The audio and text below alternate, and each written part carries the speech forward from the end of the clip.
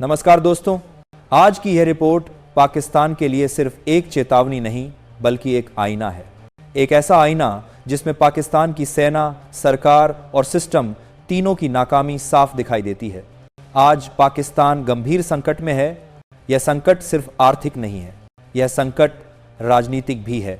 और सबसे खतरनाक बात यह, संकट सैन्य नेतृत्व तक पहुंच चुका है। पाकिस्तान इस समय अपने इतिहास के सबसे खराब दौर से गुजर रहा है। महंगाई चरम पर है। आटा, चावल, दाल, पेट्रोल और बिजली आम जनता की पहुंच से बाहर हो चुके हैं। सरकारी आंकड़े कुछ भी कहें, लेकिन ज़मीनी हकीकत यह है कि लाखों परिवार 2 वक्त की रोटी के लिए संघर्ष कर रहे हैं। अगर आपको यह विश्लेषण ज़रूरी लगा हो तो वीडियो को शेयर करें, चैनल को सब्सक्राइब करें। विदेशी कर्ज सिर के ऊपर है। IMF की शर्तों ने पाकिस्तान सरकार को पूरी तरह जकड़ लिया है। सरकार फैसले नहीं ले रही बल्कि आदेश मान रही है। और इन सब के बीच सबसे बड़ा सवाल, पाकिस्तान की सेना क्या कर रही है? पाकिस्तान में हमेशा कहा जाता रहा है कि सेना ही देश की सबसे मजबूत संस्था है, लेकिन आज वही संस्था सवालों के घेरे में है। सेना ने राजनीति पर कब्जा किया, सेना ने सरकारें गिराईं, सेना ने प्रधानमंत्री बनाए और हटाए। लेकिन जब देश संकट में है तो वही सेना आज जवाब देने से बच रही है। जनरल असीम मुनीर कहाँ हैं? अब बात करते हैं सबसे अहम नाम की, जनरल असीम मुनीर। जनरल असीम मुनीर वही आर्मी चीफ हैं जो भारत के खिलाफ सबसे आक्रामक बयान देने के लिए जाने जाते हैं।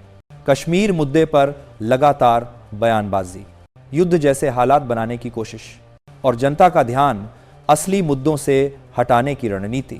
लेकिन पिछले कुछ समय से जनरल असीम मुनीर सार्वजनिक रूप से लगभग गायब हैं।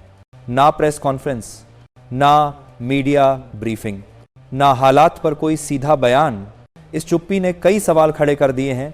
क्या असीम मुनीर पर दबाव है? पाकिस्तान के पावर सर्कल से जो जानकारियां सामने आ रही हैं, उनके मुताबिक सेना के अंदर असंतोष बढ़ रहा है। जूनियर अफसर और जवान सवाल पूछ रहे हैं, देश की हालत इतनी खराब क्यों है? सेना हर चीज कंट्रोल में होने का दावा करती रही, फिर आज हालात हाथ से कैसे निकल गए? सरकार और सेना के बीच तालमेल कमजोर पड़ता दिख रहा है। राजनीतिक दल सेना को जिम्मेदार ठहरा रहे हैं और जनता सीधे सेना के खिलाफ सड़कों पर उतर रही है। बलूचिस्तान, खैबर और सिंध की स्थिति, पाकिस्तान के कई हिस्सों में हालात नियंत्रण से बाहर हैं। बलूचिस्तान में लगातार विरोध प्रदर्शन हो रहे हैं। लोग सेना पर दमन का आरोप लगा रहे हैं। खैबर पख्तूनख्वा में सुरक्षा बलों पर हमले बढ़े हैं। आतंत्रिक सुरक्षा एक बड़ी चुनौती बन चुकी है। सिंध में सरकार के खिलाफ नाराजगी खुलकर सामने आ रही है। ये सब संकेत देते हैं कि पाकिस्तान सिर्फ आर्थिक रूप से नहीं, भौगोलिक और सामाजिक रूप से भी बिखर रहा है। असीम मुनीर के फरार होने की चर्चा क्यों? अब सबसे संवेदनशील सवाल, असीम मुनीर के फरार होने की चर्चा इसलिए हो रही है क्योंकि उनकी सुरक्षा अचानक असामान्य रूप से बढ़ाई गई। उनकी मूवमेंट की जानकारी सार्वजनिक नहीं की जा रही है। सेना की ओर से कोई स्पष्ट बयान नहीं आया।